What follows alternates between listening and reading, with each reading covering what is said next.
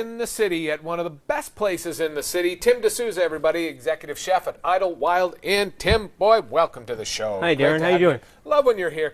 The Idle Wild is such a very, very special place here in the city. Tell everybody about it for those who don't know. The Idle Wild Inn is a historic inn in the city. It's on Grand Avenue in the Old South. We're a full-service hotel. We're open 365 days a year. We also have a dining room that's open 365 days a year for breakfast, lunch, and dinner. Mm-hmm. We're a boutique inn.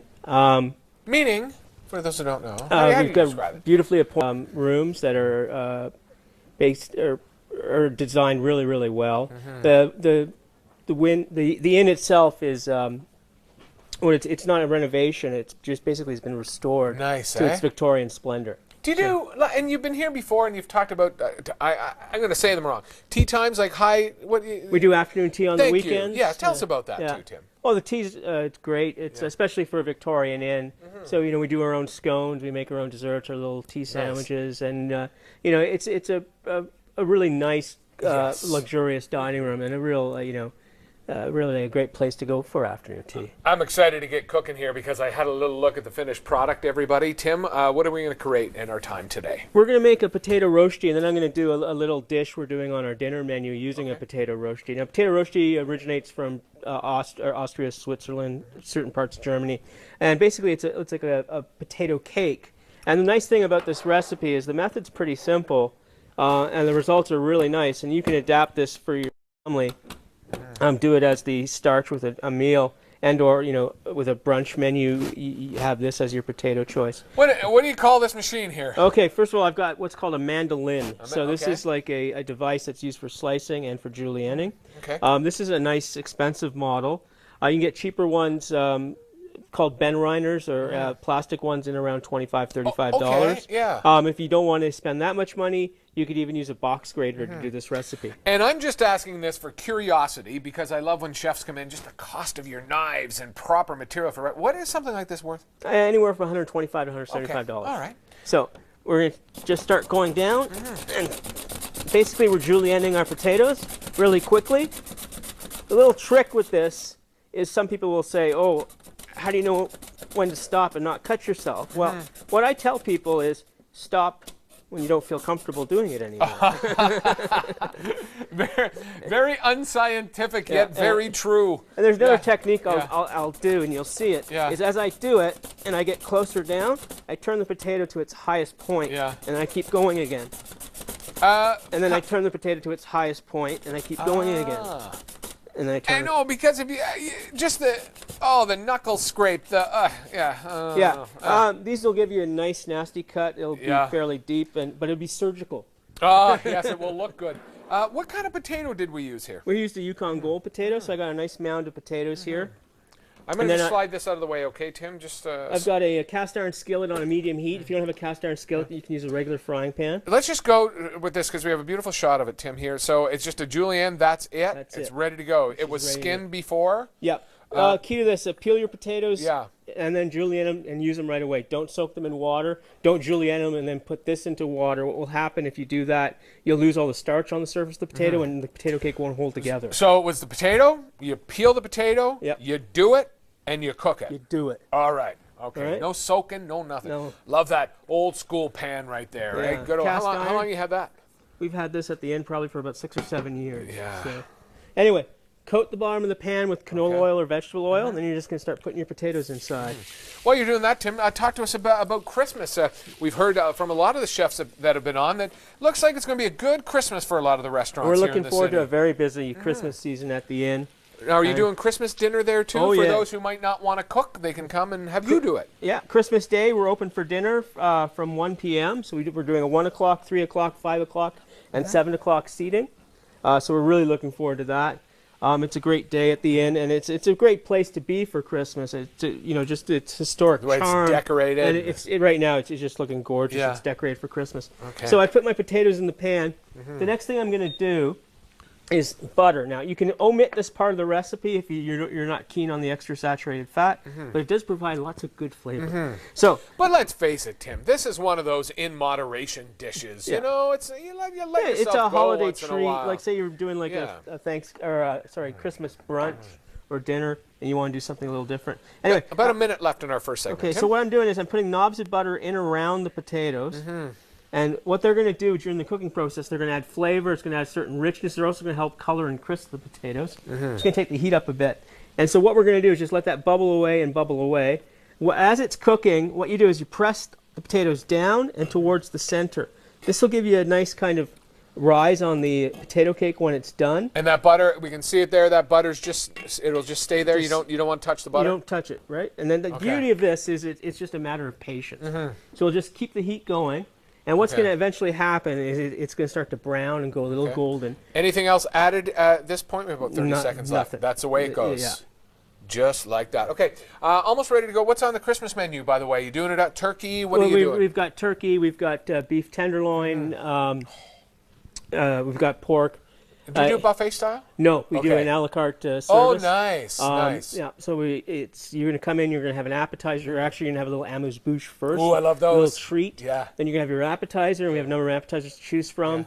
Then you're going to have a sorbet to cleanse your palate after your appetizer. Then you're going to have your main course. And then for dessert, we've got a choice plum pudding, or we've got a dense chocolate cake with Bailey's ice cream, which was a huge favorite last year. We're going to take a break. We're going to cook some more, find out more about the Idlewild Inn on the web at idlewildinn.com. Lighting of the lights. Here's some more info.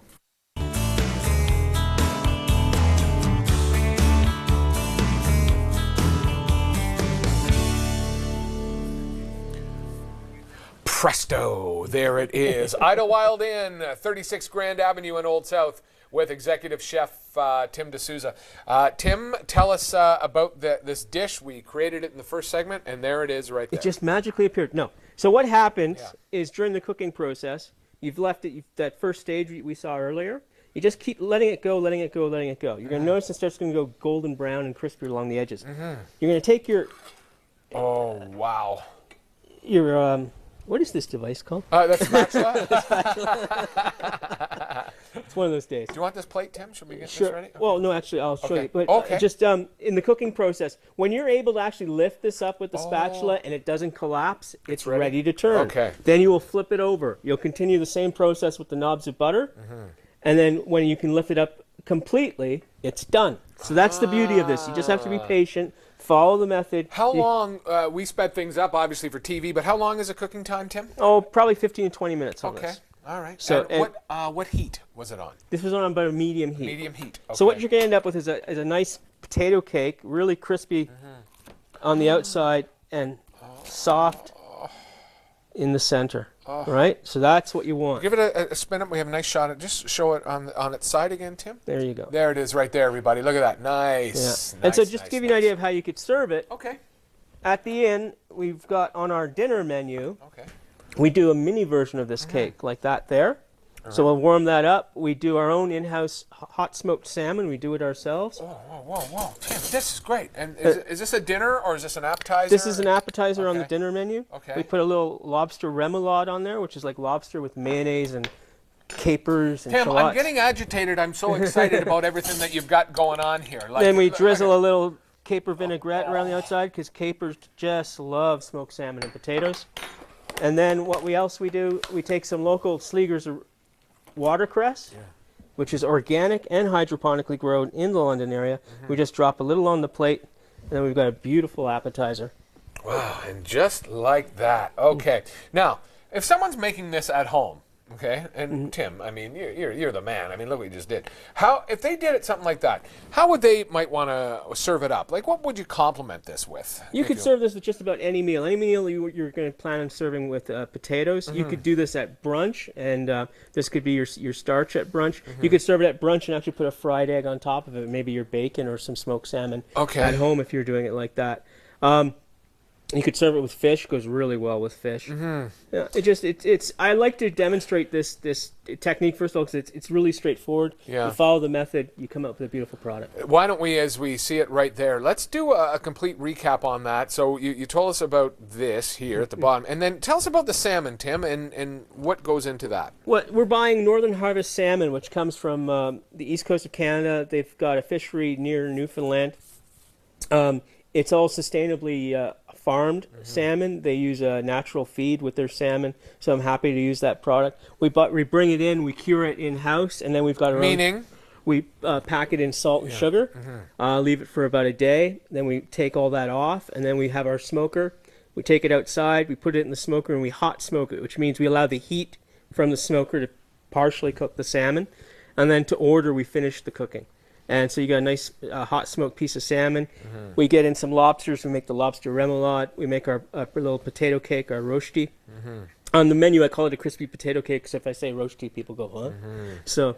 but we end up with a really simple but elegant and beautiful appetizer. All right. You know, and I want to just, if I can, Tim, I'm going to bring something back out here, everybody at home, just if you're wondering, and this was from our first segment, Tim, just want to talk about this. And this is what you use to make that. And this is a mandolin. This is a mandolin. Yeah, you don't play it like a guitar. No.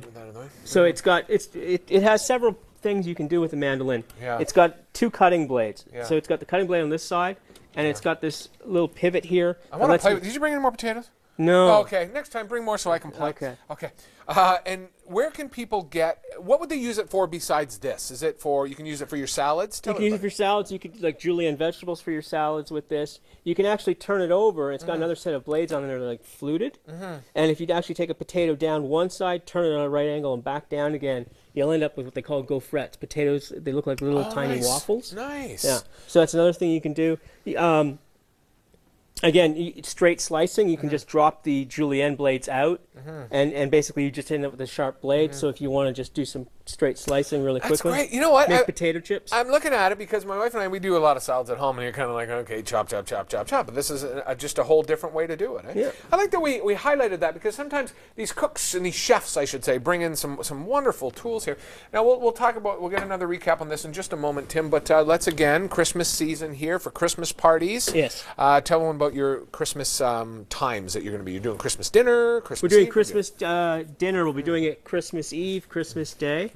We'll be doing brunch on Boxing Day, and Boxing Day is on Sunday, isn't it? Is it? Yeah. You know what? I don't remember what day it is today, Tim. Sometimes, but yeah, and you're gonna do that up there too. Yeah. You've been at the Idlewild for a couple years now. Yeah, has it just been? heading into about 2.5 years now. And just before we go, who owns the Idlewild? The Idlewild Inn is owned by the Krops, John and Christine Kropp. It's a real passion for them is the inn. I really think they should be commended for just their dedication to restoring the property to its splendor. Well, listen, thank you so much. And she's actually on the show coming Yes. up right in just a moment here. Maybe one final recap of this beautiful dish that that Tim has created. Tell us again, Tim. So we have our crispy potato cake, aka a potato rosti, with hot smoked salmon, a lobster remoulade, caper vinaigrette, and some local cress from Sleeger's. All right. Hey, listen again, and have a great holiday season. If we don't see you, I know you're going to be very busy at the Idlewild. And here's the details, everybody. idlewildinn.com. The phone number is 519-433-2891. My stomach is growling, and I'm sure you're salivating at home after that great dish. And they're located at 36 Grand Avenue. We thank Tim again for coming in. Okay, it is Friday.